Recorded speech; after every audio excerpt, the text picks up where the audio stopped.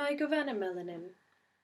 So in this video, I want to discuss the separation between the meaning of ego and arrogance, because I talked about it before on another video, but I think I want to be a little bit more direct in the focus of what does ego actually mean at the very deep core of spiritual realization or enlightenment, and how when we are so attached to our ego, it can hinder our ability to see the world with unity eyes.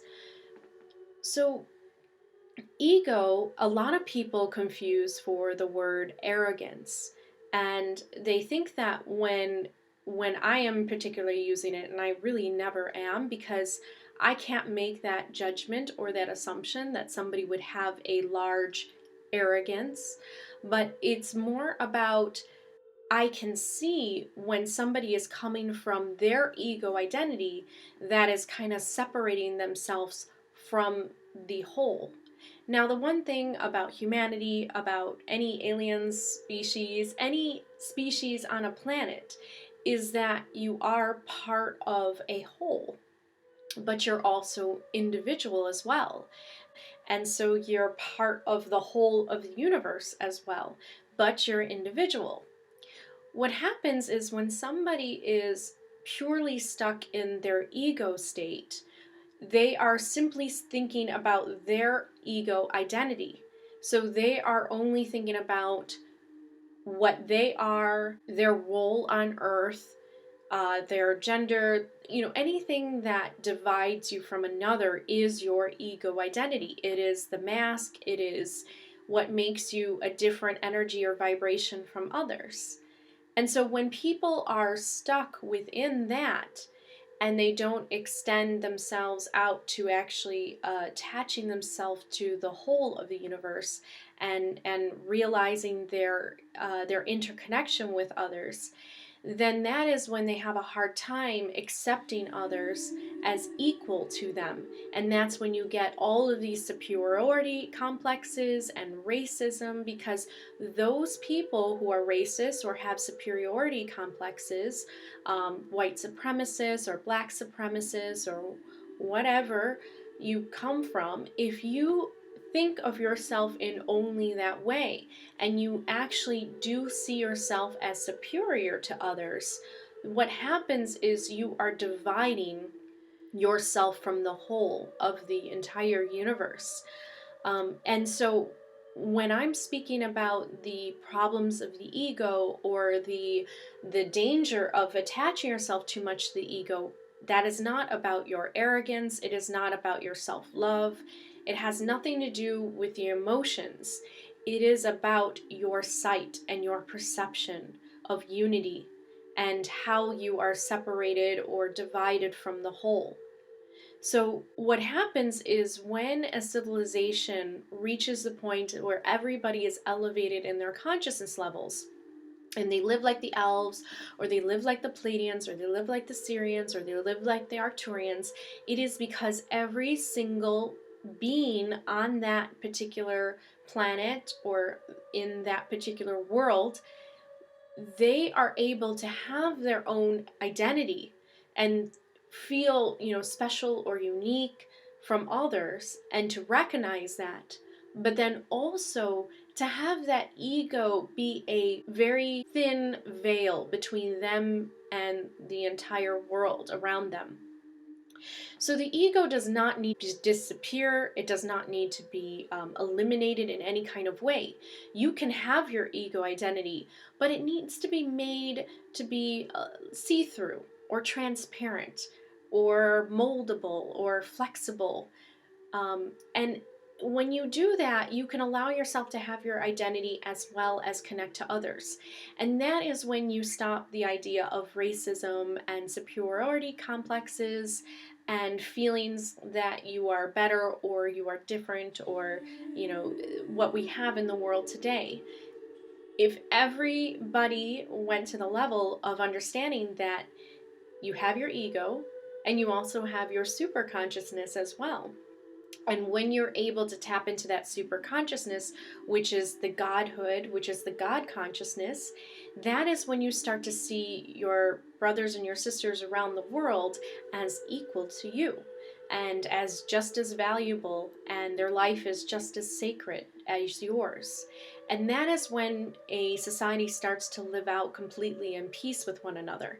So I wanted to be very clear about that. Whenever I speak about ego, that is what I am speaking about. It has nothing to do with the emotions or the feeling that you are, I guess, somehow better than others in terms of emotional. It is about your idea that you are separate from others. And what happens is the ego identity always tries to feel special or unique.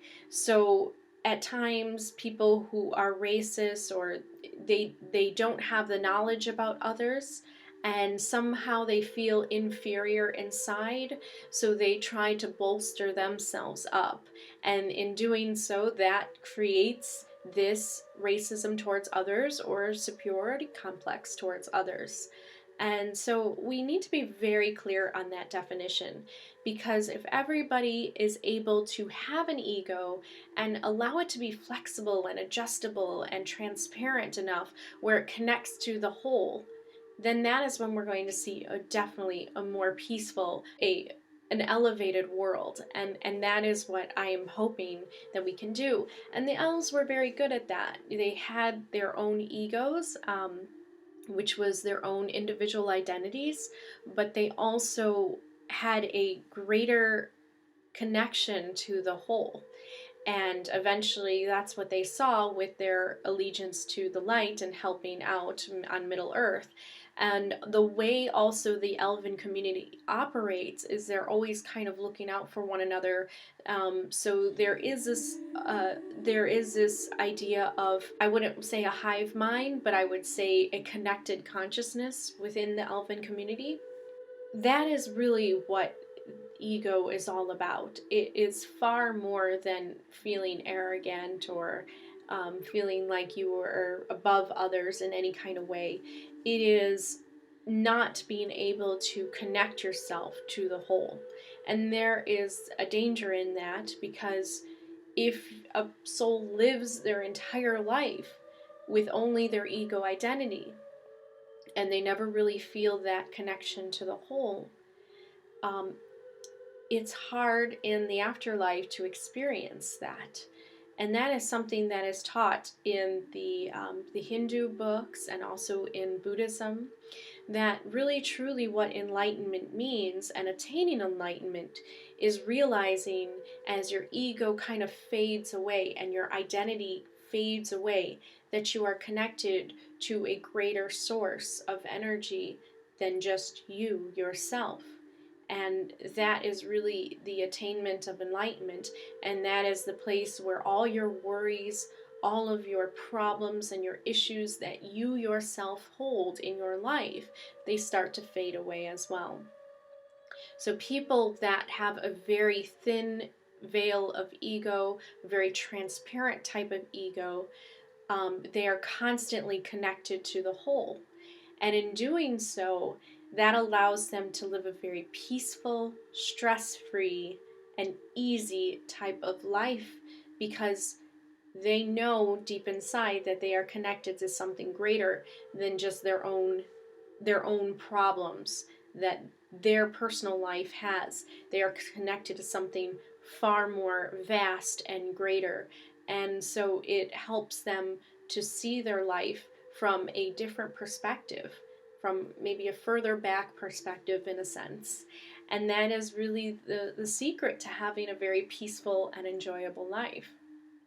I know from personal experience that once you kind of work on your ego, you work to make it more transparent.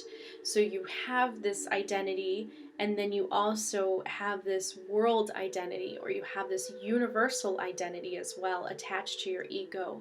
And when you start to do that, you start to see that life is actually experienced in a different way, in a larger way, I guess you can say, and sometimes in a more beautiful, peaceful way.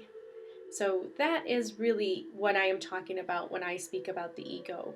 It is a piece of the whole that refuses to acknowledge itself as the whole. And that is our major issues with the people that are in charge today, and people that have allowed their ego identity to rule their life, and for them to have their wealth, and for them to have their successes and achievements define who they are. They're forgetting that they're part of a larger macrocosm that actually includes all other souls with them. And so that's what creates selfishness, is when you're stuck in your own ego, you don't really see everything else around you as equal to you or as part of you and connected to you. And so that is the danger of the ego trap. When you get trapped within just your ego identity, and stepping outside of that matrix of the ego will open up the world to you and will show you a brand new perspective around you. And so that is really a goal of somebody who wishes to attain enlightenment and to have a very peaceful and enjoyable, blissful life that doesn't take things so seriously and knows that there's something beyond this lifetime. And so life can be lived with a little bit more of a lightheartedness.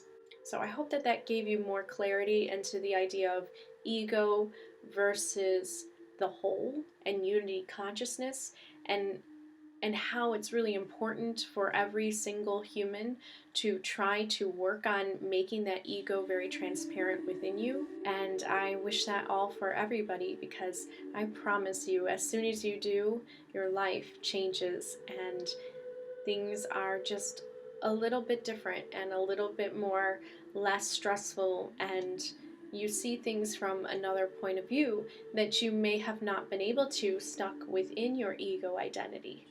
And that's when you start to see that you are connected to a greater whole around you. So Hananle for listening, and I will see you in the next video.